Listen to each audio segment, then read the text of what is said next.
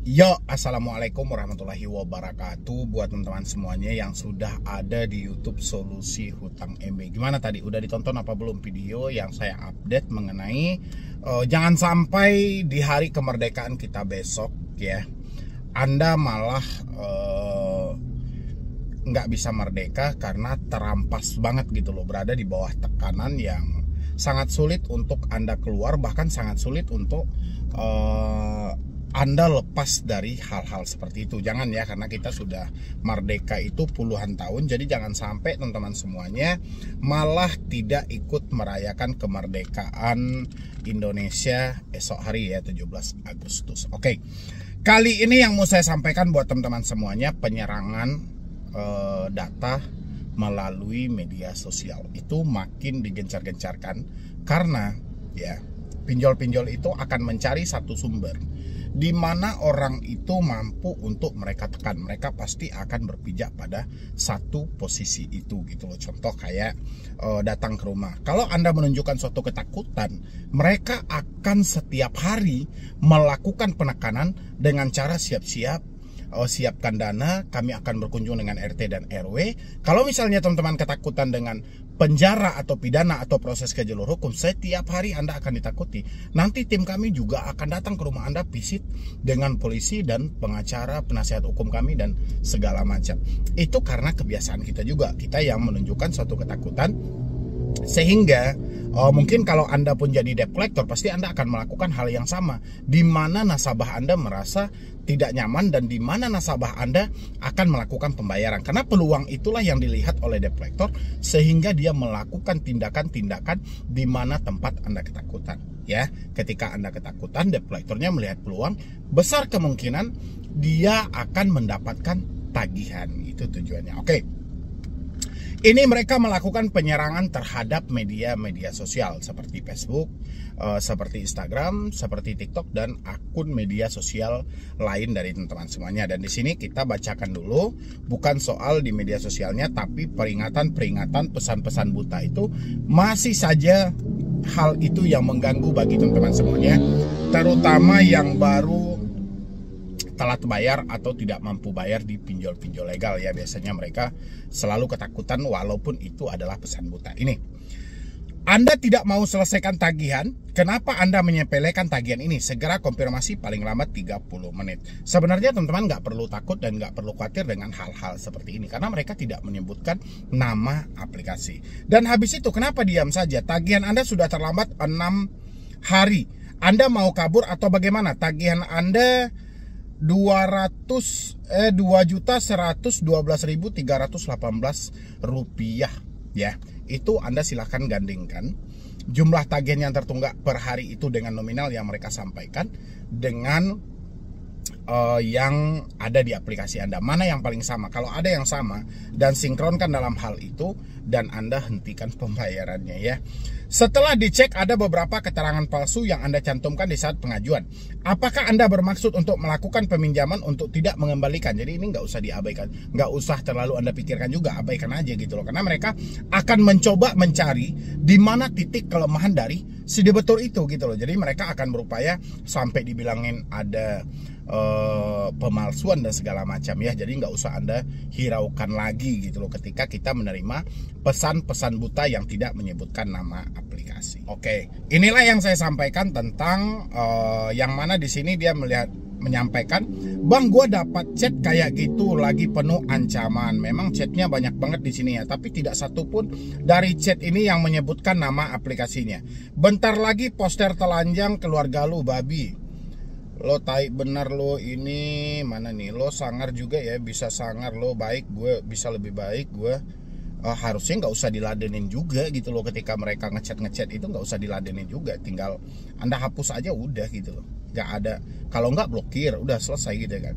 Tidak direspon, saya anggap Anda setuju untuk penyebaran data ke semua kontak Anda tanpa terkecuali, dan sosial media pun saya sebar. Oke, tapi mereka tidak menyebutkan nama aplikasi ya. Ini mana ini? Oke, ini ada namanya kredit dana ya ilegal ya kan. Oke, kita lanjut next. Ini mana lagi? Bang, tadi pagi data saya dibagikan oleh DC kepada bos saya, itu cara ngadapinya gimana ya? Mohon solusinya. Kalau misalnya data-data Anda dikirim kepada pihak perusahaan Anda oleh pihak DC, itu Anda nggak perlu khawatir juga. Sampaikan sama bos Anda menghadap aja, mohon maaf atas ketidaknyamanannya ya. Mungkin karena permasalahan kita, mereka pun juga terbawa dalam hal itu. Tapi sampaikan sama mereka, saya ini sudah berupaya Pak untuk menyelesaikan, saya sudah berupaya untuk melunaskan, tapi yang terjadi tidak bisa selesai. Dan saya pengen kalau mereka masih berkomunikasi atau mereka masih menghubungi Bapak, tolong suruh ke alamat saya aja. Saya pengen tahu orangnya dan saya pengen tahu akad awalnya itu seperti apa gitu loh, karena data saya disalahgunakan kayak gitu aja kalau menghadapi bos ya. Habis itu disampaikan di sini open donasi dibuka open donasi untuk dikarenakan tidak bisa membayar hutangnya, mohon kesediaannya untuk memberikan 100.000 per satu orang supaya ia bisa melunasi hutangnya yang menunggak lama. Oke. Gua tunggu bukti bayar lo ya di aplikasi sebelum jam 5 sore. Jangan paksa gua buat malu foto selfie lu seumur hidup kayak gitu. Gua pastiin semua keluarga besar, lingkungan rumah, teman-teman tempat kerja lu tahu kalau butuh bantuan penggalangan dana buat bayar pinjol supaya lu sadar nggak mampu bayar pinjol. Oke. Tapi apapun konsepnya, mereka tidak berani menyebutkan nama aplikasi. Dan hal-hal seperti ini teman-teman semuanya yang perlu diingat sebelum mereka meluas sampai ke media sosial yang saya sampaikan tadi. Karena ini ada juga salah satu contohnya juga ya, itu kita blur juga. Dan di sini sebenarnya teman-teman bisa berpikir lebih jernih lagi. Seberapa penting sih media sosial itu bagi Anda? Jika dirasa media sosial itu tidak terlalu penting bagi Anda, malah itu menyiksa waktu Anda, menghabiskan waktu Anda, atau malah merasa Anda terancam dengan menggunakan media sosial, mendingan saya sarankan buat teman-teman semuanya hapus saja media sosialnya. Tapi kalau misalnya media sosial itu adalah berharga banget buat Anda, mungkin ada perlu perombaan dalam hal itu. Mungkin dari pengaturan, mulai dari pengaturan privasinya, siapa yang bisa menandakan, siapa yang bisa melihat foto-foto kita yang ada di sana. Mungkin Anda harus lebih memprivasikan. Tapi saya lebih merekomendasikan jika Facebook itu atau sebuah media sosial itu tidak begitu berarti buat teman-teman semuanya, hanya sebatas untuk membagikan hal-hal pribadi Anda, contoh Anda sedang di kamar, contoh keseharian dan segala macam yang rasanya itu unfaedah banget, mendingan dihapus saja gitu loh. Karena memang target mereka itu memang kesana larinya gitu loh. Tapi apapun konsepnya, mereka menagih seperti apapun, mereka tidak berani melampirkan nama dari pinjol-pinjol mereka, kecuali pinjol-pinjol ilegal ya. Kalau pinjol ilegal pastinya mereka akan selalu berani. Tapi kalau pinjol-pinjol legal, mereka tidak akan berani menyebutkan nama aplikasi. Hanya saja mereka bisa tag semua teman-teman yang dekat dengan kita. Kan kita itu ada kerabat ya kan, kerabat yang dekat. Kalau di media sosial tuh kan ada tuh urutan kerabat, ini teman dekat, ini keluarga, ini itu akan di tag semuanya gitu loh. Makanya saya bilangin buat teman-teman semuanya, sebelum hal-hal seperti ini meluas ya, sebelum itu melebar terlalu jauh, alangkah baiknya Anda mengambil satu tindakan untuk Anda menghapus media sosial Anda, atau Anda men-setting media sosial Anda, kapan perlu ganti semuanya nama dan nomor yang terkait, karena mereka juga bisa melacak media sosial Anda melalui nomor handphone Anda atau dengan nama-nama asli Anda. Ya, hal-hal seperti ini saya juga tidak mendukung sama sekali. 1% pun Anda jangan pernah melakukan pembayaran apabila Anda ditekan oleh pinjol dengan hal-hal seperti ini. Makanya teman-teman harus catat nama aplikasinya, dan 1% pun jangan pernah Anda bayar. Insya Allah itu tidak ada hal-hal buruk yang terjadi sama diri Anda. Pokoknya risiko dari Galbay itu tidak ada yang buruk kecuali pemikiran Anda sendiri.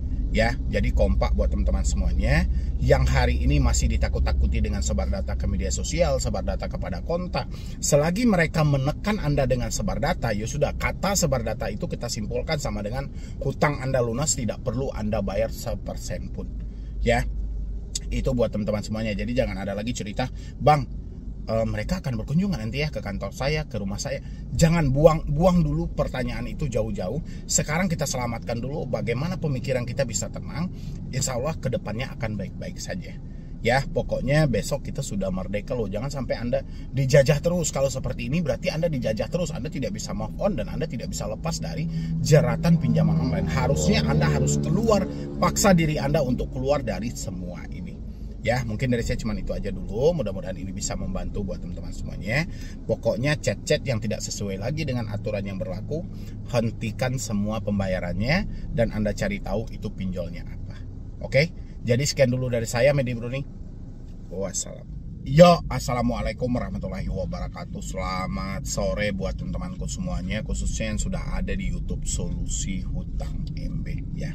Kali ini saya mau menyampaikan buat teman-teman semuanya, mengingat begitu banyak orang yang telat bayar, tidak mampu bayar atau tidak sanggup bayar di pinjol. Ingat, besok sudah 17 Agustus yang mana itu adalah hari kemerdekaan dari Indonesia. Dan saya pengen juga buat teman-teman semuanya, merdekakan diri Anda. Jangan lagi mau kebahagiaan Anda, kemerdekaan Anda dirampas oleh pinjaman online melalui debt collector yang selalu mencaci maki dan menghina ya. Jadi stoplah semua drama yang terjadi dalam hidup teman-teman semuanya. Stoplah semua pemikiran-pemikiran negatif yang selalu Anda munculkan dalam pemikiran Anda. Mungkin selama ini Anda selalu berpikir tidak mampu bayar pinjol, mungkin di penjara, itu nggak ada ya. Habis itu tentang problem-problem kapan debt collector datang ke rumah, apakah mereka menghubungi di luar kondar, itu sebenarnya bukan menjadi satu hal yang menakutkan untuk teman-teman semuanya. Tinggal Anda bagaimana caranya Anda mendaur ulang kembali pemikiran Anda supaya tidak ketakutan dalam hal itu ya. Saya sudah di 3000 lebih video untuk mengedukasi teman-teman semuanya, dan teman-teman bisa melihat lagi list video itu satu persatu biar teman-teman paham apa sebenarnya yang sedang Anda hadapi di saat situasi telat bayar atau tidak mampu bayar, dan seperti apa sebenarnya trik-trik yang dilontarkan oleh debt collector itu, oleh pinjol itu untuk melakukan penekanan terhadap teman-teman semuanya ya. Galbay pinjol itu tidak ada yang berat gitu loh, tidak ada yang berisiko fatal. Saya selalu sampaikan buat Anda semuanya, yang berat itu hanyalah cara Anda berpikir, cara Anda untuk menyimpulkan sesuatu. Itu yang paling berat sebenarnya. Terkadang pemikiran Anda selalu mengarahkan kepada apakah kita akan dipenjara, apakah kita akan dipidana. Itu sebenarnya padahal fakta dari galbay pinjol itu tidak ada sampai di penjara, sampai Anda dipidana. Itu nggak ada, kan sudah ada dari undang-undang HAM gitu ya kan, yang menyampaikan tidak ada seseorang pun yang dapat dihukum kurungan penjara karena ketidakmampuan dia membayar hutang gitu loh. Tapi entah kenapa teman-teman itu selalu memikirkan, wah saya akan dipenjara nih, saya akan dipidana.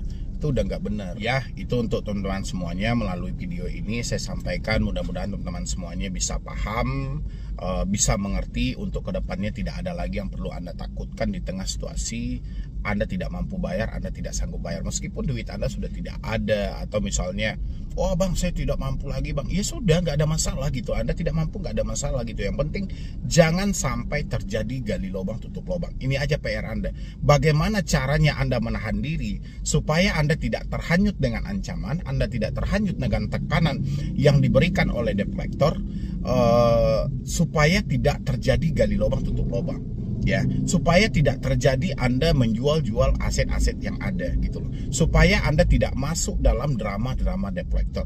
Ini yang harus teman-teman pertahankan gitu, kemerdekaan dalam diri teman-teman semuanya. Saya yakin banget gitu loh, bahwasannya banyak teman-teman yang sudah dirampas kemerdekaannya oleh pinjaman online. Jadi mumpung besok sudah 17 Agustus gitu loh, jadi sudah saatnya teman-teman merdeka. Teman-teman juga pantas untuk bahagia, teman-teman juga pantas untuk merayakan kemerdekaan ini. Jangan mau lagi dijajah oleh pinjaman online hanya semata karena Anda tidak mampu membayar pinjol, karena Anda tidak mampu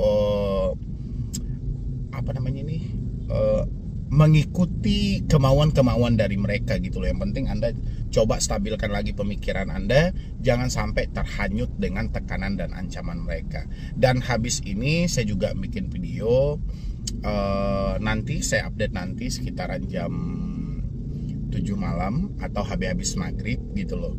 Saya akan update mengenai ketidakmampuan teman-teman semuanya dalam menghadapi pinjol-pinjol legal, terutama pinjol-pinjol raksasa ya. Tapi setelah ini jangan kemana-mana dulu. Ini kita lanjutkan untuk menonton video yang berikut ini. Pokoknya Anda harus merdeka dari pinjol. Besok hentikan semua pembayaran yang ada.